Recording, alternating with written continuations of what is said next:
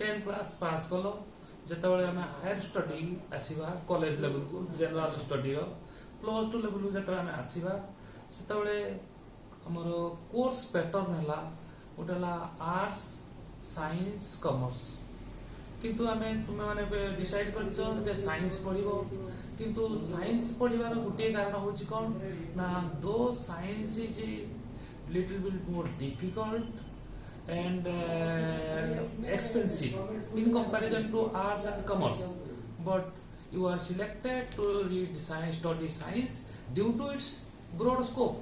गुड़ाए सुविधा अच्छी जोटा को आम आर्ट्स बा कॉमर्स रो पाई परिबा नाही से सुविधाटा आम साइंस रो पाई साइंस पढ़ो एने हो तुम डिसाइड करछ कोन तुम के कहले बा तुम गार्डियन कहतु बा तुम निजे जानो जे साइंस आम पढ़िबा टिके cost difficult and expensive in comparison to arts and commerce. In addition to this, but the science have a lot of scope. से scope में science पढ़िले science ला आसला बेले प्रथम कथा हला जे science रो कोर्स पैटर्न हला ओटा होची कंपलसरी आ गोटे ऑप्शनल बा इलेक्टिव कंपलसरी सेक्शन रहइबो MIL जोटा तुमरो ओडिया हिंदी संस्कृत अल्टरनेटिव इंग्लिश सेटा तुम डिसाइड करियो इंग्लिश सेटा कंपलसरी सेक्शन तापर सेकेंड सेक्शन आ गोटे सेक्शन आसला जे ऑप्शनल बा इलेक्टिव सेक्शन से तार चारिटा सब्जेक्ट न पड़ो चारिटा सब्जेक्ट रु फिजिक्स केमिस्ट्री इज मैंडेटरी पिला मैंडेटरी माने कंपलसरी से ऑप्शनल दैट ऑप्शनल बा elective is compulsory physics chemistry आ किछि चॉइस नै तापर हैला आउ दीटा सब्जेक्ट नबा दीटा सब्जेक्ट नेला परे तुमे गोटे कंफ्यूजन पड़ी पारो जे मु कोन सब्जेक्ट नै पढिबी जे कौन सब्जेक्ट अच्छी गुड़ाए सब्जेक्ट ऑप्शन अच्छी गोटे मैथमेटिक्स बायोलॉजी इनफॉरमेशन टेक्नोलॉजी जोटा आईटी कहते computer science electronics geography anthropology etcetera एमती गुड़ाए सब्जेक्ट अच्छी आम कौन ना किंतु अधिकांश institute whether it is a college or a coaching centre सेमानकर टीचिंग फैसिलिटी रो physics chemistry mathematics biology IT एति पांचटा सब्जेक्ट छड़ा आउ 6 सब्जेक्ट रो कोनोसी टीचिंग फैसिलिटी नाही एई को दृष्टि रखी कि आमे सपोज आमे डिसाइड करले जे साइंस फिजिक्स केमिस्ट्री पर नेक्स्ट सब्जेक्ट आमे डिसाइड करले मैथमेटिक्स कारण mathematics without mathematics you can say one line गुटे लाइन में कहिबी जे science without mathematics can not be completed अधूरा रहि जिवो जोडा साइंस ता कंप्लीट हे परिबो नाही এবং এইটা কো আমি +2 লেভেল ম্যাথমেটিক্স বাদ দেখি পড়ি পারিবা কিন্তু ফর্দর ফিউচর যেটা আমি পড়িবা বুঝিবা ম্যাথমেটিক্স বিনা সায়েন্স কমপ্লিট হেই পারিবো নাই ইনকমপ্লিট হেইଯିବ সেটা ম্যাথমেটিক্স ଗୋଟେ সবজেক্ট ହେଲା তারপরে আমি ଗୋଟେ নেক্সট সবজেক্ট বায়োলজি নবা কি আইটি কি কম্পিউটার সায়েন্স কি জিওলজি কি ইলেকট্রনিক্স বা statistics suppose we have decided that you have read biology যদি পড়িবা बा जेकोसी सब्जेक्ट जेहेतु से गुड़ा ऑप्शन नाही किछि आमे ताको पढिले आउ जो गुड़ा ऑप्शन अछि चॉइस अनुसार आमे बायोलॉजी काहे की पढिबा सेही कथार प्रथम जानिया दरकार जे आमे बायोलॉजी काहे की पढिबा प्रथम कथा बायोलॉजी पढिने कोन ना बायोलॉजी इज ए ब्रॉड और lot of scope in comparison to other subject it is a number of scope माने हम ओडिया कहले सुविधा सुजोग बायोलॉजी रो गुड़ाए अछि से सुविधा सुजोग को आमर बुझिबा अंडरस्टैंडिंग आमे कौन करिबा ना विभिन्न हेड रो डिस्कशन करिबा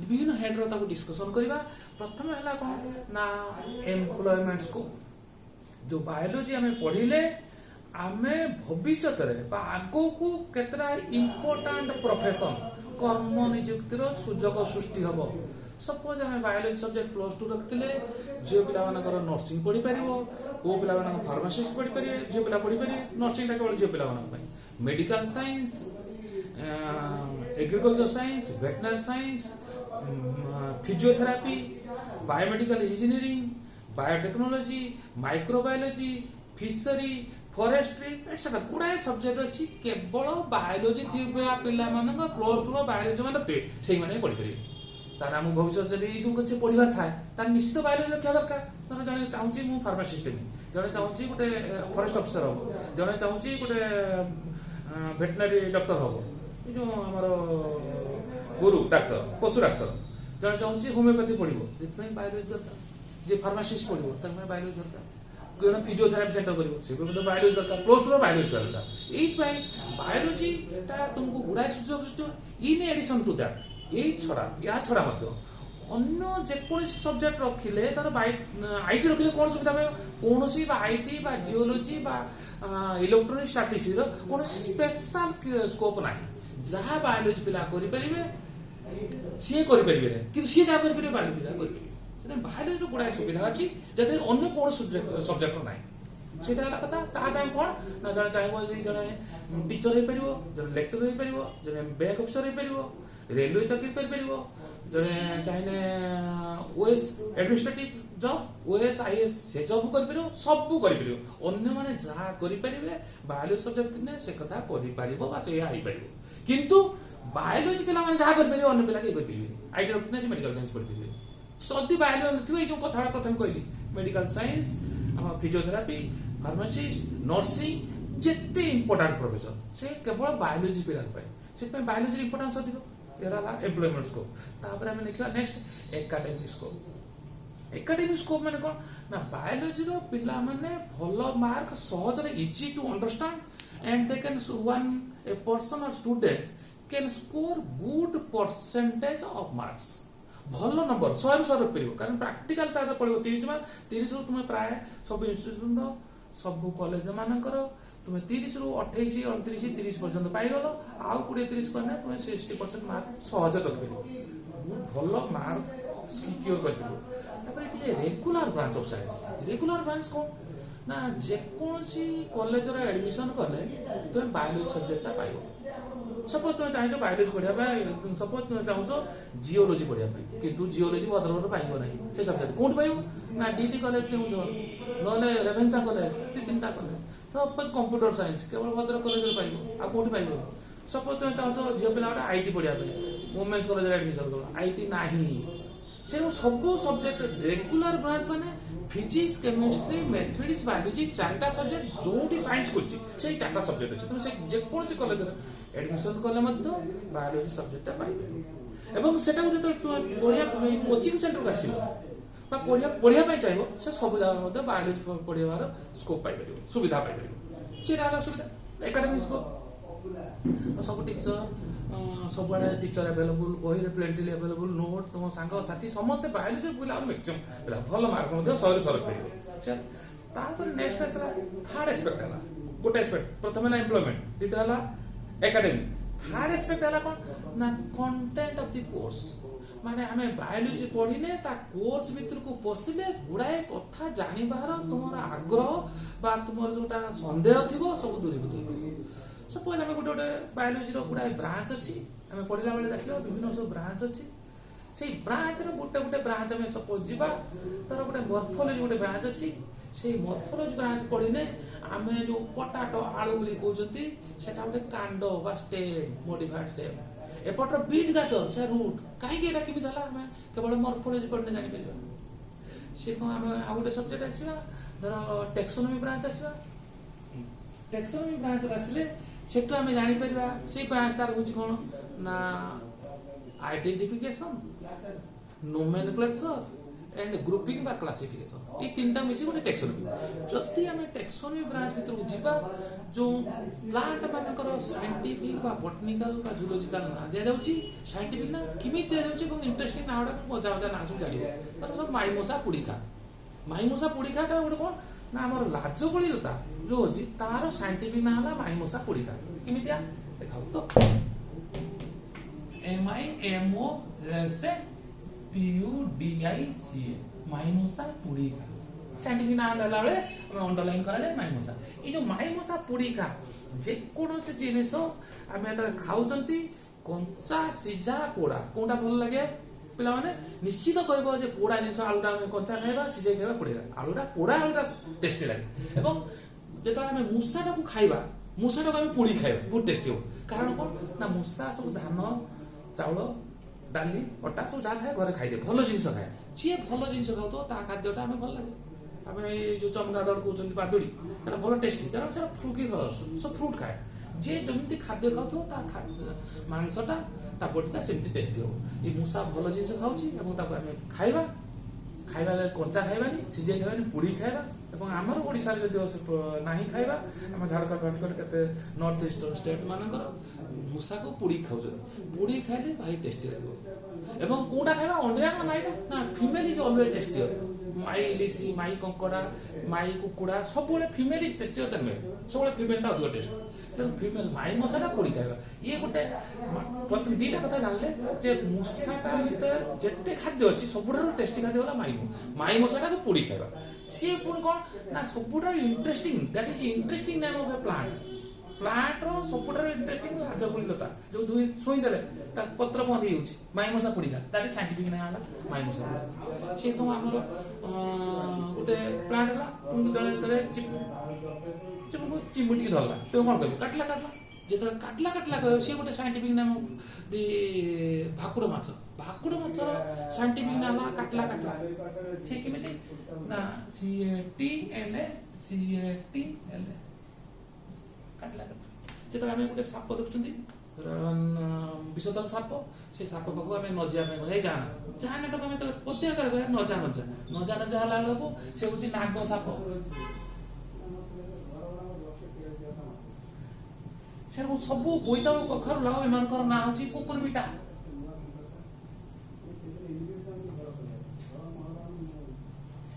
ସବୁ ବିଭିନ୍ନ ପ୍ରକାର ନାଁ, କେମିତି ଇଣ୍ଟରେଷ୍ଟିଂ ନାଁ ଗୁଡା କେମିତି ଦିଆଯାଉଛି, କେମିତି ତାକୁ ଦିଆଯାଉଛି, ଆମେ ଦେଇପାରିବା କି ନାହିଁ, ଏସବୁ କଥା ଜାଣିଲେ ଆମେ କ'ଣ ନା ଟେକ୍ସୋନୋମି ବ୍ରାଞ୍ଚ ପଢିଲେ ଆମେ ଜାଣିପାରିବା।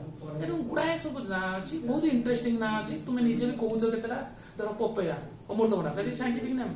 କଦମ୍ବ, that is scientific name. Capsicum, scientific name of ଲଙ୍କା। ଏଗୁଡ଼ା ସବୁ ସାଇଣ୍ଟିଫିକ ନେମ୍, ଯୋଉଟା ସାଧାରଣ ତାର ଓଡ଼ିଆ ନାହିଁ କି ହିନ୍ଦୀ ନାହିଁ କି ଇଂଲିଶ ନାହିଁ। ଧର ସେ କ'ଣ ଆମର dahlia, zinnia, that is the scientific names. ସେ ସବୁ ନାଁ ଗୁଡ଼ା କେମିତି ଦିଆହେଉଛି ତୁମେ ମଧ୍ୟ ଦେଇପାରିବ, ସେଟା ଟେକ୍ସୋନୋମି ପଢିଲେ ଜାଣିବ।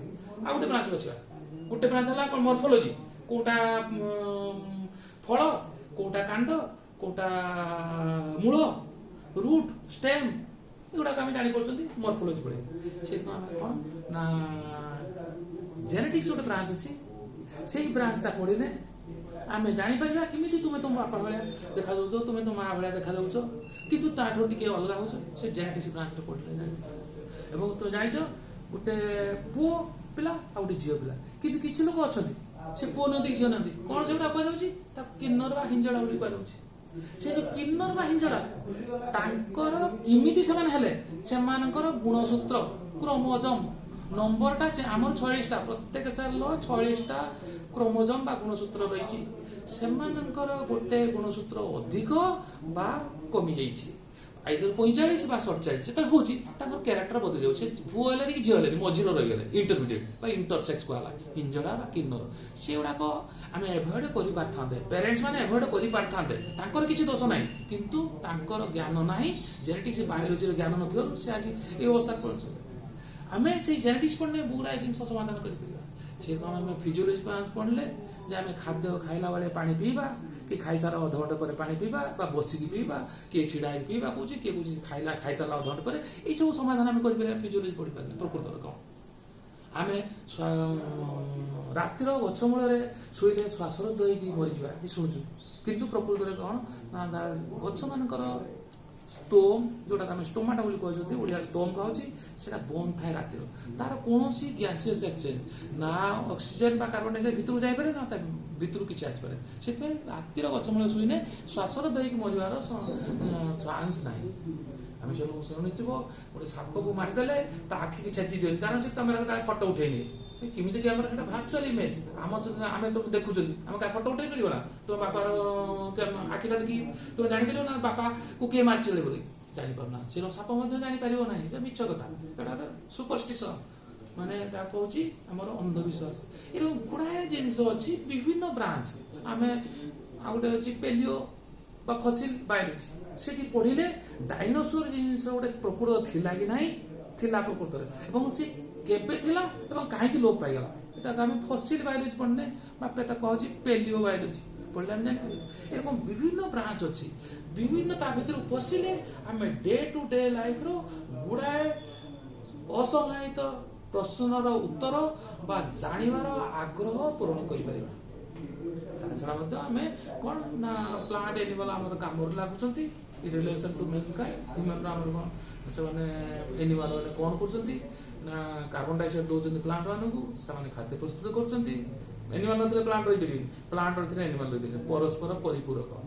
ଆମେ ସେଇ ଇକୋଲୋଜି ବ୍ରାଞ୍ଚ ଗୁଡ଼ିକ ଅଛି, ସେଇ ବ୍ରାଞ୍ଚରେ ଆମେ ଜାଣିପାରିବା ଯେ ଆମେ କ'ଣ ପ୍ଲାଣ୍ଟ ମାନଙ୍କ ସହିତ ଆମର କ'ଣ ସମ୍ପର୍କ, ଆମର ତାଙ୍କ ସହିତ କ'ଣ ସମ୍ପର୍କ, ସେ ଇକୋଲୋଜି ବ୍ରାଞ୍ଚ ପଢ଼ିଲେ ଆମେ ଜାଣିପାରିବା। ଏଠି ଗୁଡ଼ାଏ ଜିନିଷ ଅଛି ଆମେ ଜାଣିବା ପାଇଁ ସେ ବାୟୋଲୋଜି। ସେ ସବୁ କଥା ସେକେଣ୍ଡାରୀ। ପ୍ରାଇମେରୀ କ'ଣ ନା ଆମେ ଭବିଷ୍ୟତର କେତେଟା ଇମ୍ପୋର୍ଟାଣ୍ଟ ବା କର୍ମ ନିଯୁକ୍ତିର ସୁଯୋଗ ବା ପାଠ୍ୟକ୍ରମ ପଢ଼ିବାର ସୁଯୋଗ ପାଇପାରିବା। ଯେଉଁମାନେ ଭଲ ପିଲା ଅଛନ୍ତି, ଭଲ ପଢୁଛନ୍ତି, ଏମ୍ ଅଛି ବା ଆମ୍ବିସନ୍ ଅଛି ଡକ୍ଟର ଦେବା ପାଇଁ, ସେ ହୋମିଓପାଥି ହଉ ବା ଏଲୋପାଥି ହଉ ଆୟୁର୍ବେଦିକ କି ନହେଲେ ଆମର ପଶୁ ଡାକ୍ତର ହଉ, ସେ ହେଇପାରିବ ବାୟୋଲୋଜି ଥିଲେ। ବାୟୋଲୋଜି ନଥିଲେ ଭବିଷ୍ୟତରେ +2 ପଢ଼ି ସାରିଲା ପରେ ମୁଁ ଯାଉଛି ଡାକ୍ତରଟେ ହେବି ବା ଗୋଟେ ଫିଜିଓଥେରାପି ସେଣ୍ଟର କରିବି, ବାୟୋଲୋଜି ନଥିଲେ କରିପାରିବ ନାହିଁ, ସେ କୋର୍ସ ପଢ଼ିପାରିବ ନାହିଁ। କୋର୍ସ ନ ପଢ଼ିପାରିଲେ ସେଣ୍ଟର କରିପାରିବ ନାହିଁ, ରୋଜଗାର କରିବାର ସୁଯୋଗ ପାଇବନି। ଏ ହେଲା ବାୟୋଲୋଜି। ଆମେ ଗୁଡ଼ାଏ ଇମ୍ପୋର୍ଟାଣ୍ଟ ଅଛି। ଆଗରୁ ଏଇ ଯେଉଁ ସ୍କୋପ ଅଫ୍ ବାୟୋଲୋଜି କୋର୍ସର ଇନକ୍ଲୁଡ୍ ଥିଲା, ଗୋଟେ ଭାଷ୍ଟ କୋର୍ସ ଅଧିକ ହେଇଯିବାରୁ ଆଉ ଏଟାକୁ କୋର୍ସରୁ ଏକ୍ସକ୍ଲୁଡ୍ କରିଦିଆଯାଇଛି, ରଖାଯାଏ ନାହିଁ। କିନ୍ତୁ ତୁମେ ଜାଣିବା ଦରକାର ଯେ ବାୟୋଲୋଜି ମୁଁ ପଢ଼ିବି କ'ଣ, ତାର କ'ଣ ସୁବିଧା ଅଛି। ଯଦି ସୁବିଧା ନଥାଏ, ବାୟୋଲୋଜି ପଢ଼ିଲେ ଜଣେ ଚାଷୀ ହେଇଯିବ, କ'ଣ ହଳ କରିବ, ତୁମେ କାହିଁକି ହଳ କରିବ? ଚାଷୀ ହେଇନା ଜଣେ ମାଛ ଧରିବ, ବାୟୋଲୋଜି ପାଠ ପଢ଼ିଲେ ଜଣେ ମାଛ ଧରିବ, ମୁଁ ମାଛ ଧରିବିନି କି ହଳ କରିବାର ନାହିଁ, ମୁଁ ବାୟୋଲୋଜି ପଢ଼ିବିନି। ତାହେଲେ ସେଇ କଥାରେ ଆମେ ଜାଣିବା କ'ଣ ସୁବିଧା ଅଛି, ସେଇ ସୁବିଧାକୁ ଦେଇକି ଆମେ ବାୟୋଲୋଜି ଆପାତତଃ ଡିସାଇଡ୍ କଲେ, ତାପରେ ଆମେ ପଢ଼ିବା ନେକ୍ସଟ ମାନେ ବାୟୋଲୋଜିଟା ଟର୍ମଟା କେମିତି ଆସିଲା ନେକ୍ସଟ କ୍ଲାସରେ ଆମେ ଦେଖିବା।